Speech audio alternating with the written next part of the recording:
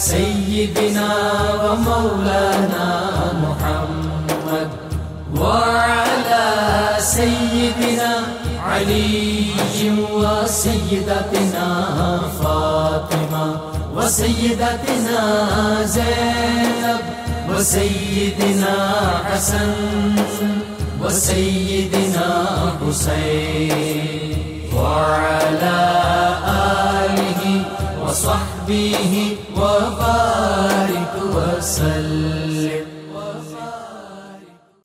اللهم صل على سيدنا ومولانا محمد صاحب التاج والمعراج والبراق والعلم دافع البلاء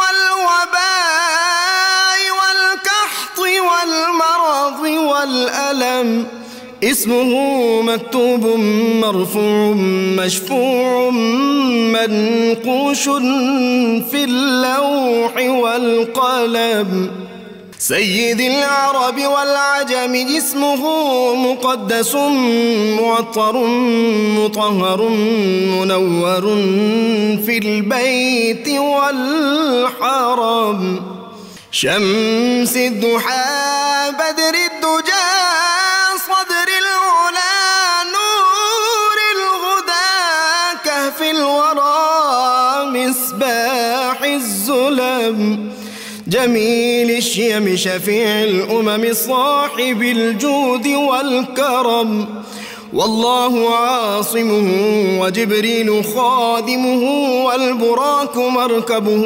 والمعراج سفره وفوق سدرة المنتهى مقامه وقاب قوسين مطلوبه والمطلوب مقصوده والمقصود موجود سيد المرسلين خاتم النبيين شفيع المذنبين أنيس الغريبين رحمة للعالمين راحة العاشقين مراد المشتاقين شمس العارفين سراج السالخين مصباح المقربين محب الفقراء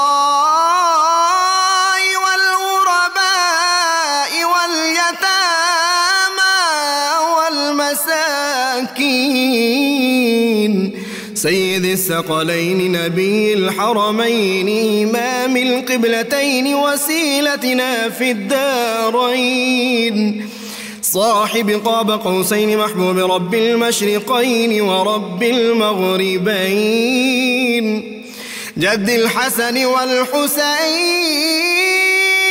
مولانا ومولى الثقلين سيدنا أبي القاسم محمد بن عبد الله نور من نور الله يا أيها المشتاقون بنور جماله بلغ العلا بكماله كشف الدجى بجماله حصنت جميع خصاله صلوا عليه وآله وأصحابه وسلموا تسليما صل على سيدنا ومولانا बिस्मिल्लाहिर्रहमानिर्रहीम। अस्सलाम वालेकुम नाज़रीन, प्रोग्राम सुबह नूर के साथ आपका मेज़बान नज़ीर अहमद गाज़ी हाज़िर है। नाज़रीन इकराम, हज़रत अबू अनीस मोहम्मद बरकत अली साहब रहमहुल्लाह की मशहूर तालीफ़ अस्माउन नबील करीम सल्लल्लाहु अलैहि वसल्लम से एक इसमें मुबारक पढ़ने की सआदत हासिल कर रहा हूँ। सैयदुना अल कासिम सल्लल्लाहु अलैहि वसल्लम, हमारे सरदार तकसीम फरमाने वाले, दुरूद व सलाम भेजे अल्लाह आप सल्लल्लाहु अलैहि वसल्लम, आपकी आले पाक और आपके सहाबा किराम पर। हज़रत उम्मे ऐमन रदी अल्लाह अन्हा फरमाती हैं कि सैयदा कायनात सैयदा फ़ातिमा ज़हरा सलामुल्लाह अलैहा एक मरतबा حسنین کریمین علیہم السلام کو لے کر حضور نبی کریم صلی اللہ علیہ وآلہ وسلم کی خدمت اقدس میں حاضر ہوئی اور عرض کیا، یا رسول اللہ صلی اللہ علیہ وسلم، ان دونوں شہزادوں یعنی حسن اور حسین کو کچھ عطا ہو۔ حضور نبی کریم صلی اللہ علیہ وآلہ وسلم نے ارشاد فرمایا، میں نے اس بڑے شہزادے یعنی حسن کو اپنی ہیبت و بردباری عطا کی ہے اور اس چھوٹے شہزادے یعنی حسین کو اپنی محبت اور رضا عطا کی ہے۔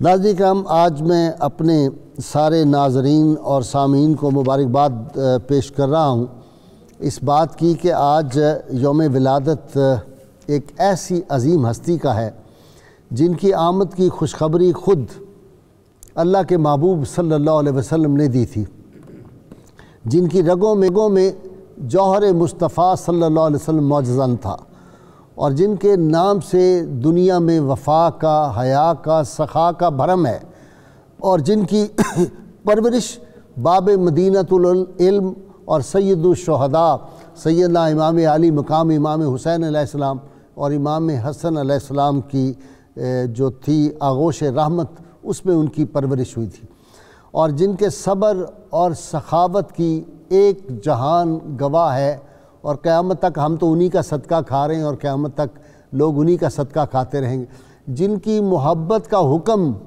اللہ کے محبوب صلی اللہ علیہ وسلم نے دیا ہے، ہم پہ لازم ہے، اور ہماری بخشش اور نجات اس کشتی نوح کی ہے۔ اگر ان سے محبت کریں گے تو پھر جنت کا راستہ ملتا ہے۔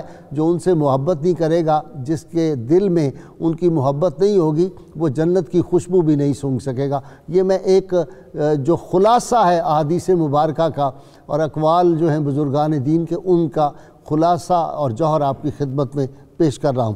ناظرین کرام، یہ ہستی پاک وہ تھی جن کا صبر جو ہے وہ کوہساروں سے بلند تھا، اور ان کا دریائے سخاوت جو تھا وہ اس طرح موزن ہوتا تھا کہ ان کے وصال پاک پر پتہ چلا کہ 100 گھرانے جو تھے مدینہ منورہ کے، ان سب کی ضروریات زندگی وہ مہیا کرتے تھے۔ اس سے مہیا نہیں کرتے تھے پیسوں سے، درہم و دینار سے نہیں، خود جب ان کو غسل دیا جا رہا تھا تو غسل مبارک کے دوران دیکھا تو نشان آپ کی پشت اور آپ کے کندھوں پہ تھے۔ پتہ چلا کہ رات کے اندھیرے میں خود سامان اٹھا کے غرباء کی مدد کیا کرتے تھے، اور حالت یہ تھی کہ زندگی میں 2 مرتبہ تو گھر کا سب کچھ، اپنے گھر بھی سارا کچھ عطا کر دیا۔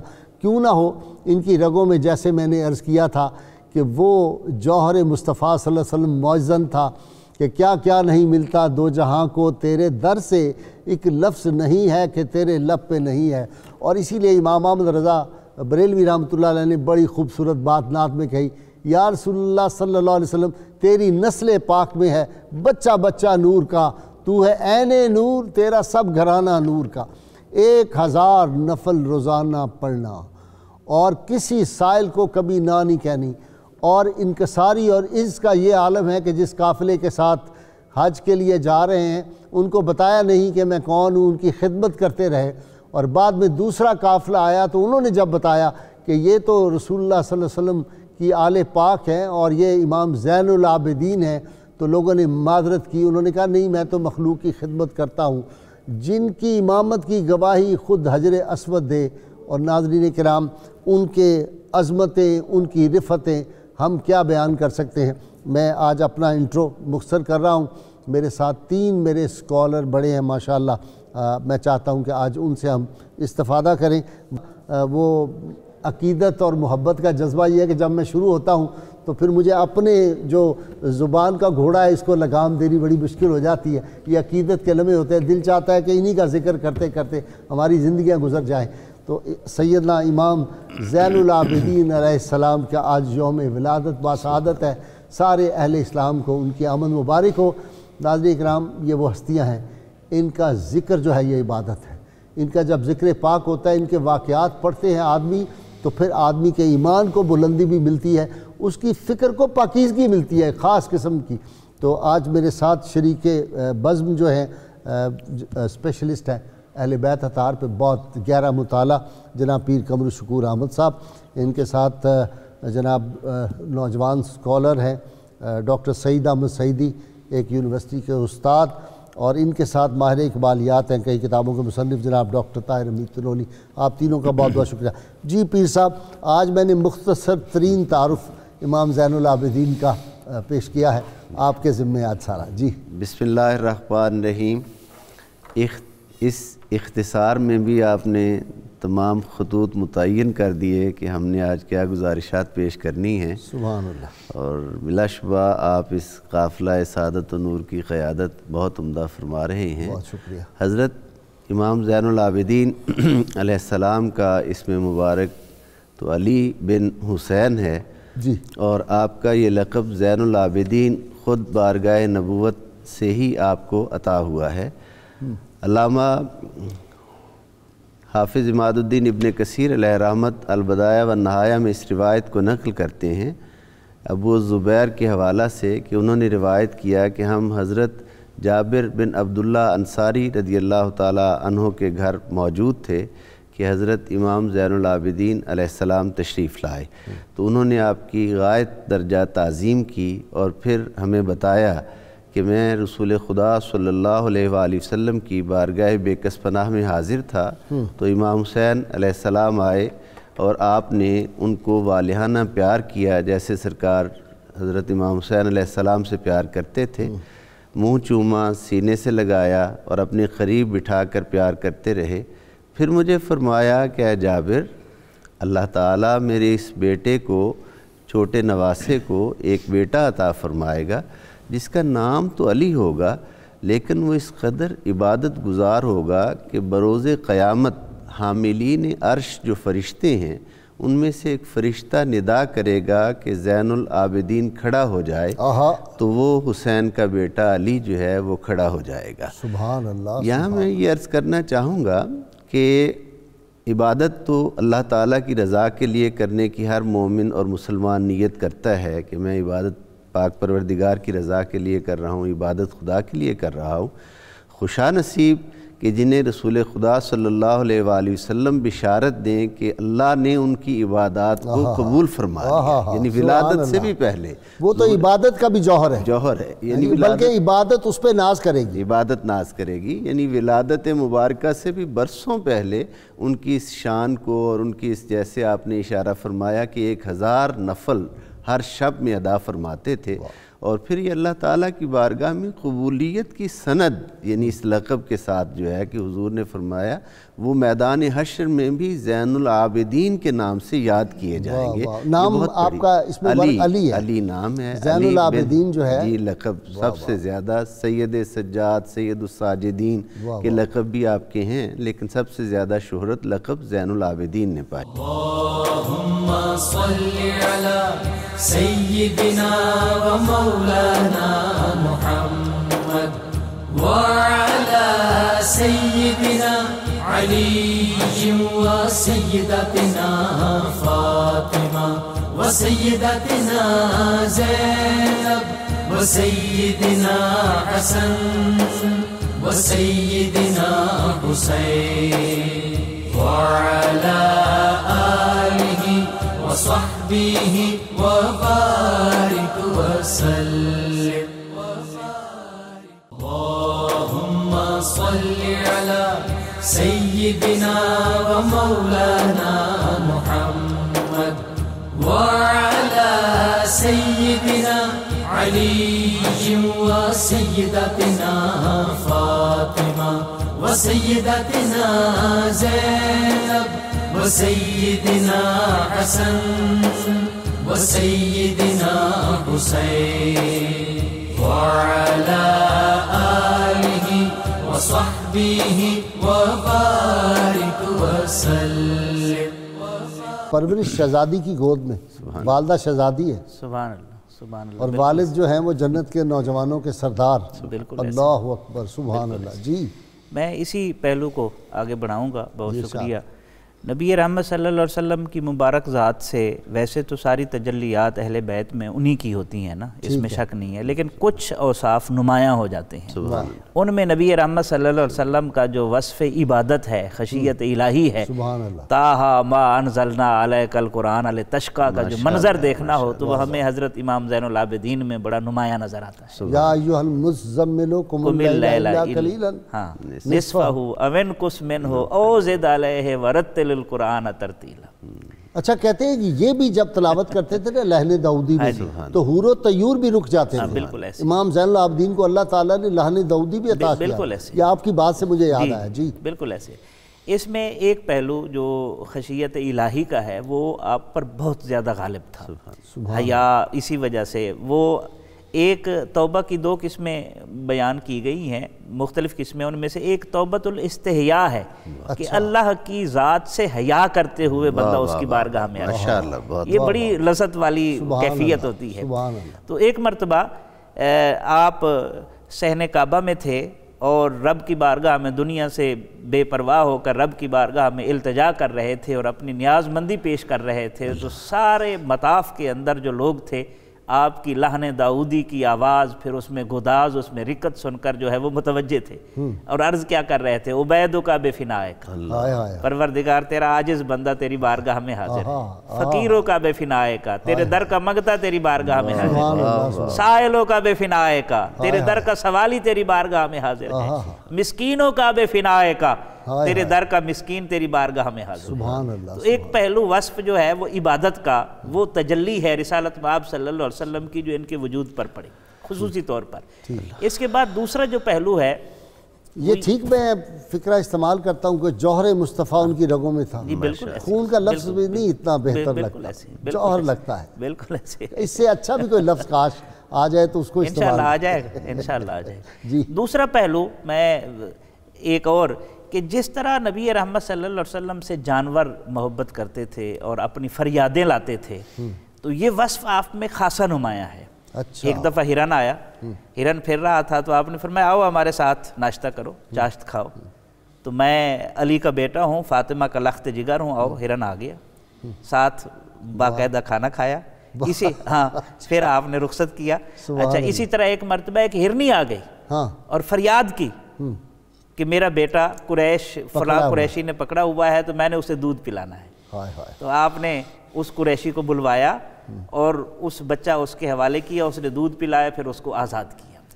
اچھا ایک اور جو خصوصیت ہے، مشابہت ہے رسالت مآب صلی اللہ علیہ وسلم کے ساتھ، وہ بڑی دلچسپ ہے۔ رسول اللہ صلی اللہ علیہ وسلم کی جو مبارک اونٹنی تھی قصوہ، جب رسالت مآب صلی اللہ علیہ وسلم کا وصال مبارک ہوا تو وہ حضور کے فراق میں روتے روتے جو ہے وہ جان دے دی۔ اب یہی کیفیت جو ہے وہ حضرت امام علی بن حسین زین العابدین کی اونٹنی کی ہے۔ وہ آ کر آپ کی قبر کے اوپر بیٹھ گئے اور ادھر ہی جان دے دی، ادھر ہی جان دیتی۔ حضرت امام باقر جب اس کو اٹھانا چاہا، کھلانا چاہا، انہوں نے کہا وہ جدھر گئے ہیں یہ بھی ادھر جانا چاہتی ہے، اللہ کی اے خدا میری آرزو ہے یہی، عاشق زار کی آبرو ہے یہی، آخری وقت سر ان کے قدموں میں دید ہوتی رہے دم نکلتا۔ جی ڈاکٹر صاحب ایک بات بہت انہوں نے کمال کی انٹرپریٹیشن دی کہ عبادت کی 3 قسمیں ہیں۔ پہلی عبادت ہے جنت کے لالچ میں، یہ تاجروں کی عبادت ہے۔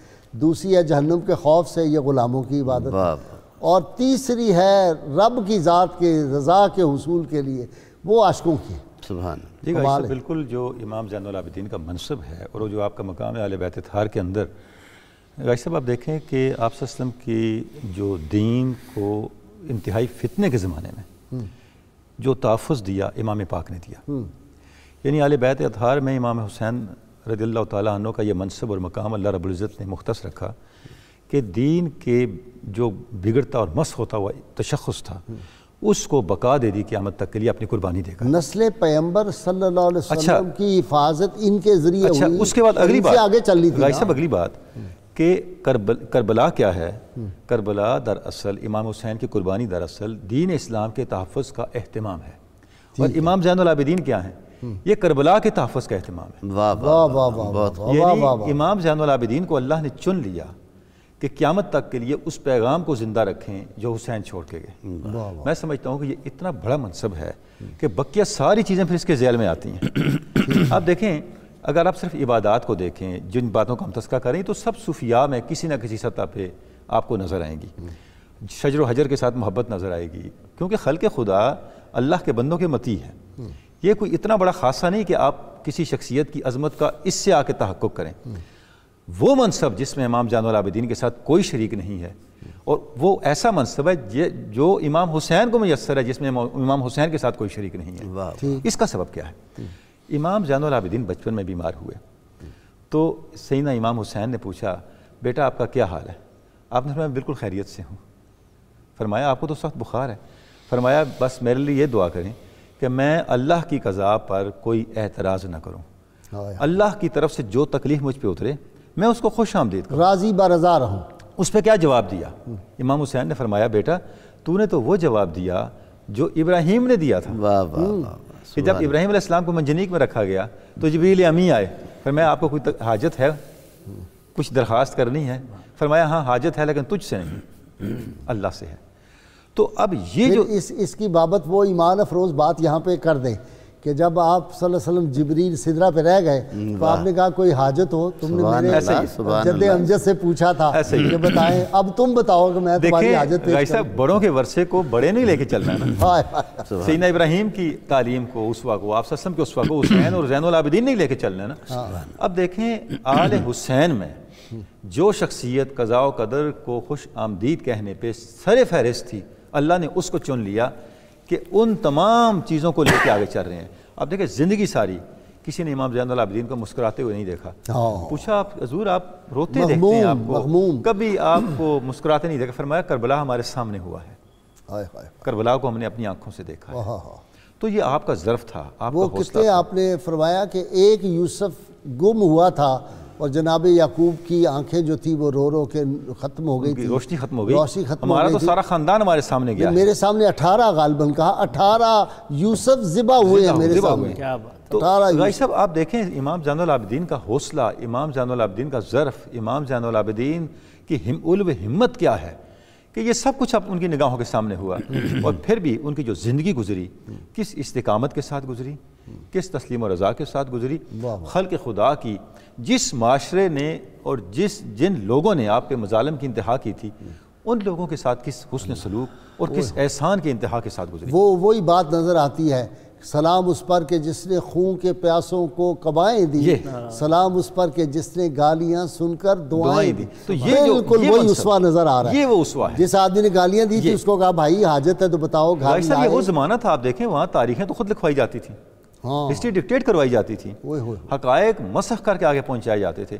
تو آج اگر کربلا اپنے اصل پیغام اور تفصیلات کے ساتھ آپ کے سامنے اپنی روح کے ساتھ موجود ہے تو وہ ایک بہت بڑا اس کا سبب جو ہے بنیادی وہ امام زین العابدین کا وجود مسعود ہے۔ ایک بات آپ غور فرمائیں کہ سارا کنبہ شہید ہو گیا سامنے، اور پھر مخدرات جو اہل بیت اطہار تھی ان کے ساتھ جس طرح ان کو بے پردہ کیا گیا، ان کے سروں سے وہ نوچے گئے دوپٹے، اور جس طرح ان کو لے جایا گیا، ان کی تذلیل کرنے کی کوشش کی، اللہ نے تو ان کی عزت کی حفاظت کی، اور قیامت تک وہ ذلیل ہو گئے، وہ جہنم میں چلے گئے۔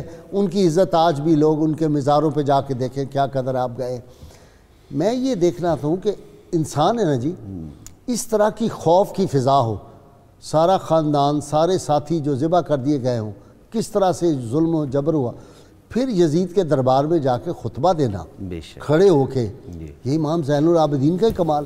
پھر اس نے جب گھبرا گیا کہ انقلاب نہ آ جائے، وہ لوگ جو تھے ان کے جذبات ابھر گئے، تو اس نے کہا جلدی سے اذان دو، اور پھر جب اس نے کہا اشہد ان محمد رسول اللہ صلی اللہ علیہ وسلم، تو اس پہ پھر جو فکرہ کہا کمال نہیں، سبحان اللہ، یہ انہی کا حوصلہ کیا ہے اس وقت کہنا کہ بتاؤ یہ تمہارے نانا کا نام لیا جا رہا ہے یا میرے کا لیا جا رہا ہے۔ بے شک کمال ہے۔ سبحان اللہ۔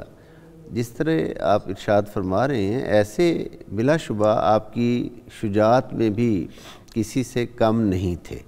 یعنی یہ الگ بات ہے کہ کسی کو شجاعت کا مظاہرہ کرنے کا موقع زیادہ ملا، کسی کو اظہار کرنے کا موقع کم ملا، لیکن یہی دربار یزید میں جو خطبہ ہے کہ اس کے مؤذن کے جواب میں آپ کا یہ فرمانا کہ یہ تیرا نانا ہے، یعنی ملک تیرا، بادشاہت تیری، لیکن نام میرے نانا کا گونج رہا ہے اور حسین کے نانا کا گونج رہا ہے، اور یہی حسین کی فتح ہے اور یہی حسین کی کامیابی ہے، بلا شبہ اس میں کوئی شک نہیں۔ اسی طرح کے بہت سے مراحل آئے، مثلا ایک مرتبہ حافظ ابن کثیر علیہ رحمت لکھتے ہیں کہ عبد الملک بن مروان نے آپ سے کہا کہ میں تو اپنی ماں اور باپ دونوں طرف سے قریشی ہوں، آپ کی ماں تو قریشیہ نہیں ہے، یعنی اس میں تصدیق کا پہلو تھا۔ تو آپ نے فرمایا کہ میرے دادا جان اور میرے والد گرامی نے اس معاملہ میں بھی سنت رسالت مآب صلی اللہ علیہ وآلہ وسلم کو ملحوظ رکھا ہے کہ جیسے اللہ تعالیٰ نے ارشاد فرمایا ہے لَقَدْ كَانَ لَكُمْ فِي رَسُولِ اللَّهِ أُسْوَةٌ حَسَنَةٌ، اور پھر اس پر ام المومنین حضرت صفیہ کی مثال دی کہ خیبر میں حضور علیہ السلام نے ان کو آزاد کیا اور آزاد کرنے کے بعد ان سے نکاح فرمایا۔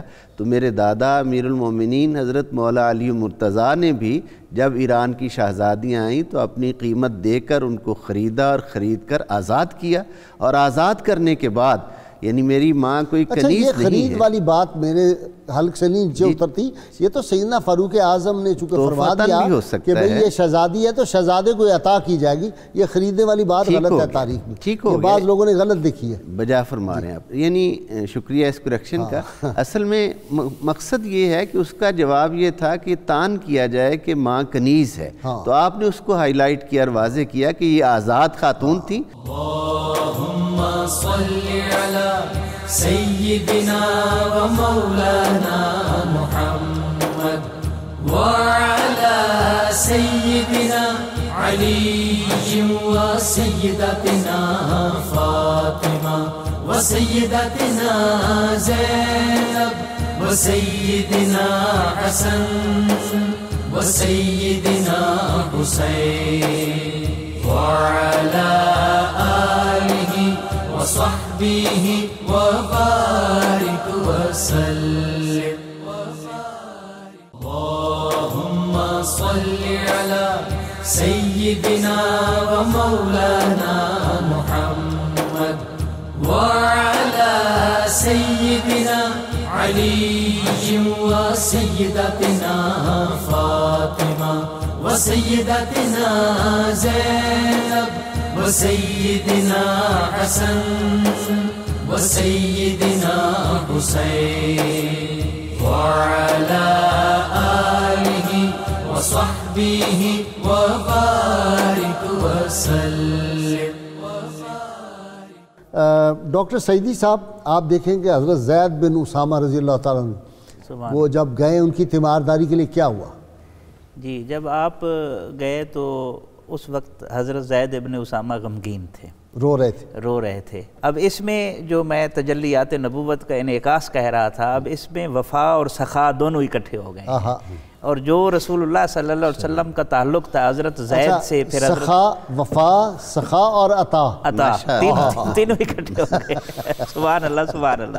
تو اس میں آپ دیکھیں حضرت زید سے جو حضور کا تعلق خاطر تھا، پھر حضرت اسامہ سے، وہ رشتہ نسل در نسل چلتا ہے، اور جو رسالت مآب صلی اللہ علیہ وسلم نے حکم فرمایا ہے کہ یہ صلہ رحمی کا سلسلہ آگے چلتا رہنا چاہیے، تو وہ انعکاس ہو رہا ہے۔ سید سخی لازمی ہوگا، ایسا ہی ہے نا، لازمی ہوگا۔ تو اب جب وہ غمگین تھے، مغموم تھے اپنے قرض کی وجہ سے، تو آپ نے حالت دیکھی، آپ نے فرمایا آپ بے فکر ہو جائیں، یہ قرض میں ادا کر دوں گا۔ اور پھر اس پر بس نہیں ہے، میں وہ جو فرزدق نے شعر کہے تھے، ایک شعر اس سے متعلق ہے، وہ میں عرض کرتا ہوں۔ جب حشام نے کہا تھا کہ یہ کون ہے، اس نے تجاہل، حشام بن عبد الملک، تجاہل عارفانہ سے کہا، جان بوجھ کے، ہاں جی جان بوجھ کے کہا، تو فرزدق نے کہا ہاذ اللذی، ہاں ہو ازی، تو فرزدق بے ساختہ بولا ہاذ اللذی تعرف البطحاء وطأتہ والبیت یعرفہ والحل والحرم، کہ تو پوچھتا ہے کہ یہ کون ہے، میں بتاتا ہوں یہ کون ہے۔ یہ وہ شخصیت ہے تو انسان ہو کر اشرف المخلوقات ہو کر عقل و شعور رکھنے کے باوجود نہیں جانتا، لیکن ان کے قدموں کی چاپ جو ہے وہ بطحا کی وادی جانتی ہے کہ میرے اوپر کس کے قدم پڑ رہے ہیں، خود بیت اللہ جانتا ہے، ہل اور حرم کے علاقے جانتے ہیں۔ پھر اس پر بحث نہیں کی جو اس کے آگے جا کر کہتے ہیں اذا رأتہ قریش قال قائلھا، جب ان کو کوئی قریشی دیکھتا ہے تو بے ساختہ پکار اٹھتا ہے اِلَى مَكَارِمِ هَذَا يَنْتَهِ الْكَرَمُ، یہ وہ شخصیت ہے جن کے اوپر کرم کی انتہا ہو جاتی ہے اور مکارم اخلاق کی انتہا ہو جاتی ہے۔ پیر صاحب آپ ذرا جواب دے دیں، آپ اسپیشلسٹ ہیں اس شعبے کے۔ پہلے تو انہوں نے کہا جو مکالمہ ہوا تھا، اور دوسرا امام زین العابدین کی شادی ہو چکی تھی۔ جی میں عرض کر دیتا ہوں، حضرت امام حسین علیہ السلام جب میدان کربلا میں روانہ ہونے کے لیے جا رہے ہیں شہادت کے لیے، تو آپ بیمار شدت بخار کی وجہ سے نیم بے ہوش تھے، لیکن اپنی پھوپھی جان جناب سیدہ زینب سلام اللہ علیہ سے عرض کرتے ہیں کہ مجھے ہتھیار لگاؤ تاکہ میں اپنے بابا جان پر قربان ہونا چاہتا ہوں، جیسے میرے بھائی اور چچا سب قربان ہوئے ہیں۔ یہ سن کر حضرت امام حسین علیہ السلام آئے اور آپ نے آ کر فرمایا بیٹے ہم یہ سب کچھ اللہ تعالیٰ کی رضا کے لیے اور مشیت پروردگار کی تعمیل میں کر رہے ہیں، اور مشیت پروردگار یہ ہے کہ تم کربلا کے شہید نہیں ہو بلکہ تم نسل رسالت مآب صلی اللہ علیہ وآلہ وسلم کے امین ہو، اور تمہارے ذریعہ سے آگے رسول اللہ صلی اللہ علیہ وآلہ وسلم کی نسل جو ہے وہ آگے بڑھے گی، اور یہی مشیت ہے اور اسی کا لحاظ رکھنا ضروری ہے۔ پھر آپ نے وصیتیں فرمائیں حضرت امام حسین علیہ السلام نے۔ ضمناً یہ عرض کرتا جاؤں کہ وصیت کرنا جو ہے یہ بہت عظیم سنت بھی ہے، اور اس کی اسلام میں تاکید بھی بہت زیادہ ہے۔ جی وصیت فرمائیں۔ جی شادی والی جو مشہور روایت ہے وہ تو یہی ہے کہ آپ کی پہلی زوجہ محترمہ حضرت فاطمہ بنت حسن یعنی اپنی کزن سے چچا زاد سے آپ کی شادی ہو چکی تھی، اور حضرت امام محمد باقر علیہ السلام بھی بڑے صاحبزادے آپ کے کم سنی میں میدان کربلا میں موجود تھے۔ مشہور قول یہی ہے۔ جی ان کی جی ڈاکٹر سعیدی صاحب شعر مکمل ہو گئے جی شعر فرزد کے؟ جی جناب۔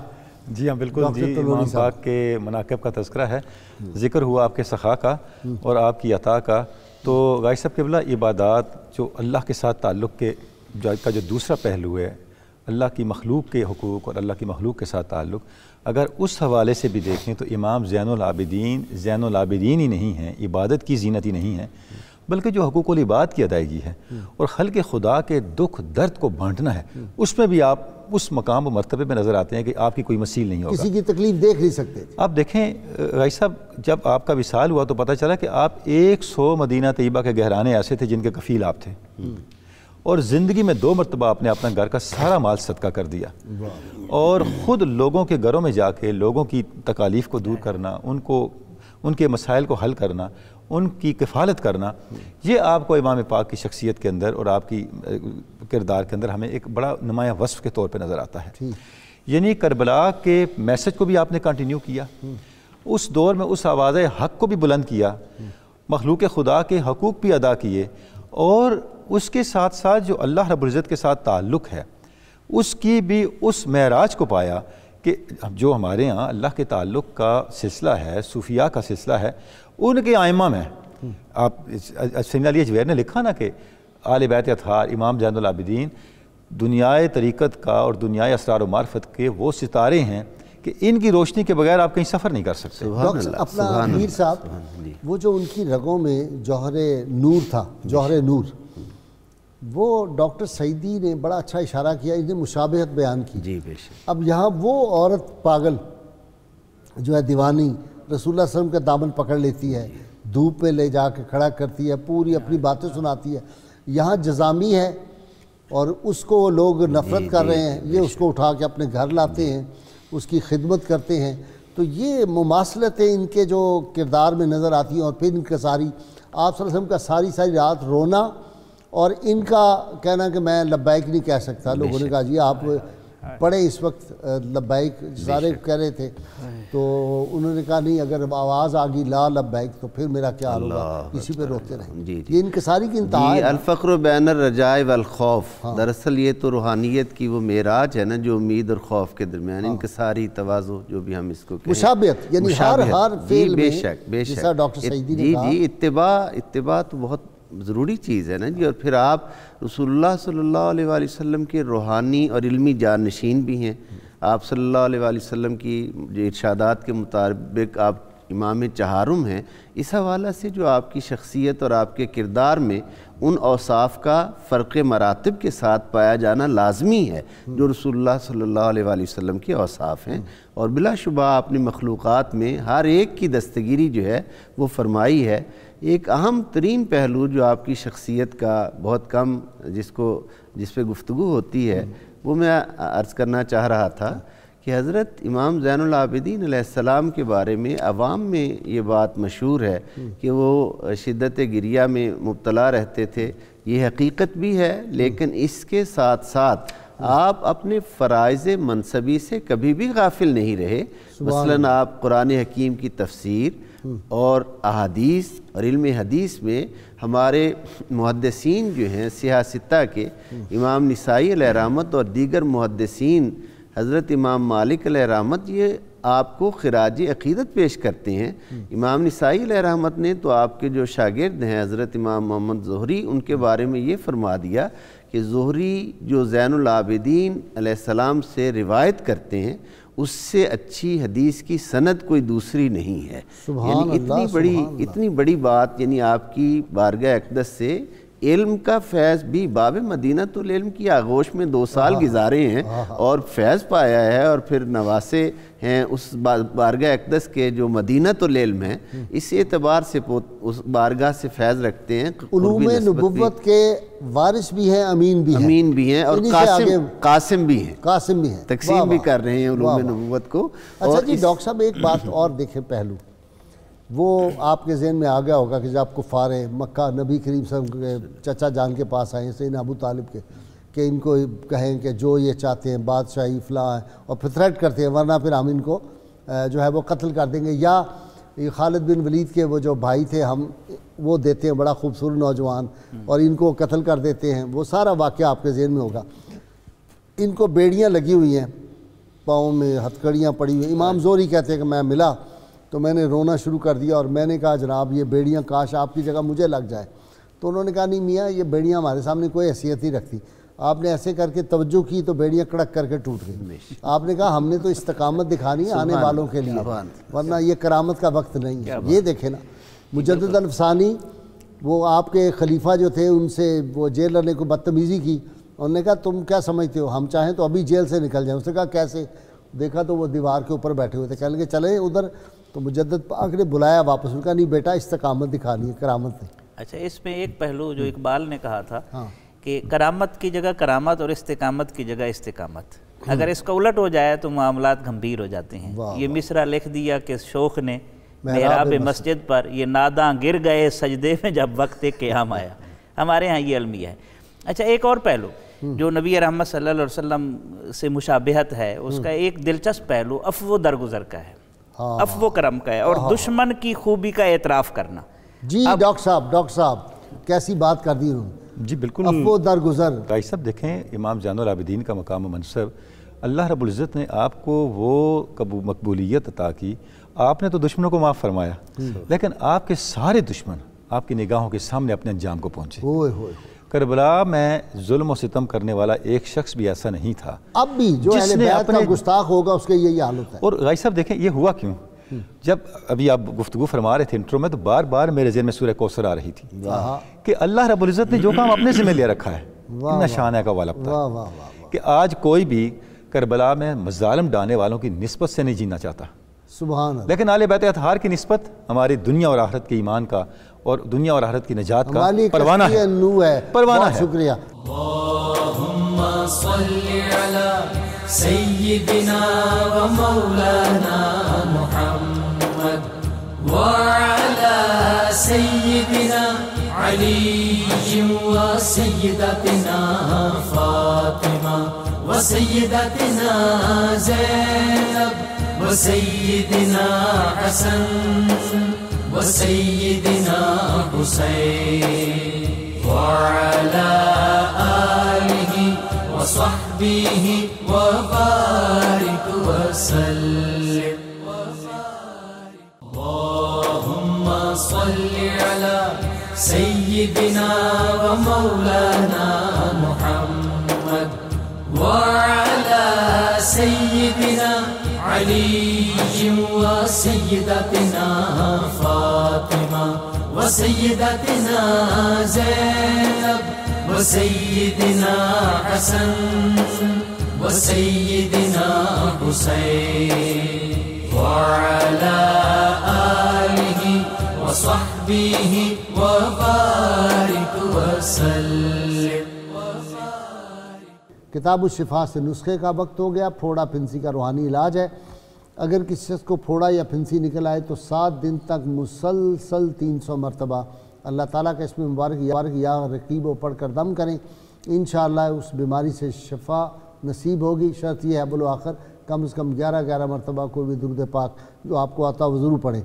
سیدنا امام زین العابدین علیہ السلام فرماتے ہیں ہم اہل بیت علیہم السلام وہ ہیں جو ہر حال میں خدا سے راضی ہیں. خوشگوار حالات میں اس کی اطاعت کرتے ہیں اور ناگوار حالات میں اس کی حمد و ثنا کرتے ہیں. جی اویسی صاحب.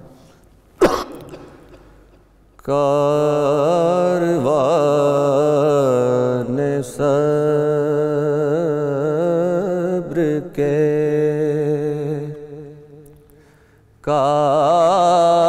کاروان صبر کے سالار زین العابدین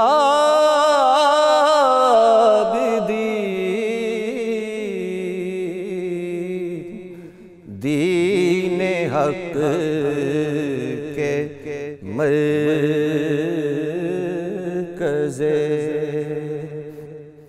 انوار زین العابدین کاروان صبر کے دشمنوں نے بھی اما پائی درے سجاد سے دشمنوں نے بھی اما پائی درے سجاد سے سبحان اللہ سبحان اللہ. خیر و برکت کا ہے وہ خیر و برکت کا ہے وہ کردار زین العابدین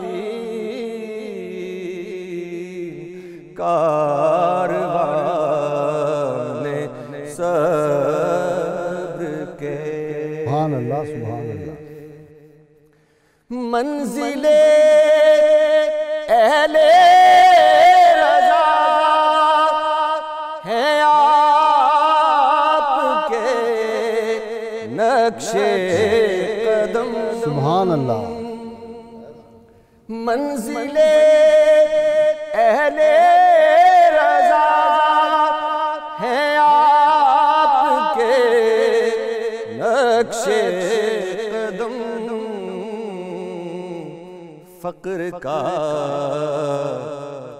بے مثل ہے معیار زین العابدین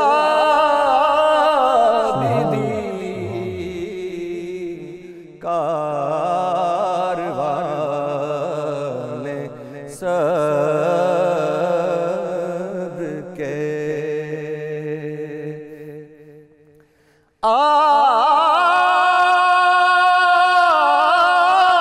آپ کی نسبت سے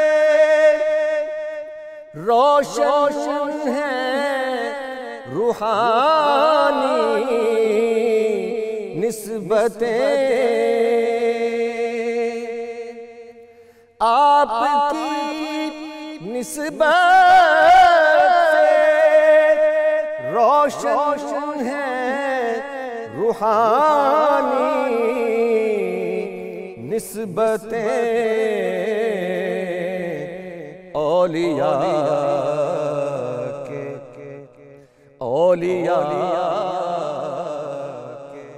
اللهم صل على سيدنا ومولانا محمد وعلى سيدنا علي وسيدتنا فاطمة وسيدتنا زينب وسيدنا حسن وسيدنا حسين وعلى آله وصحبه وبارك وسلم.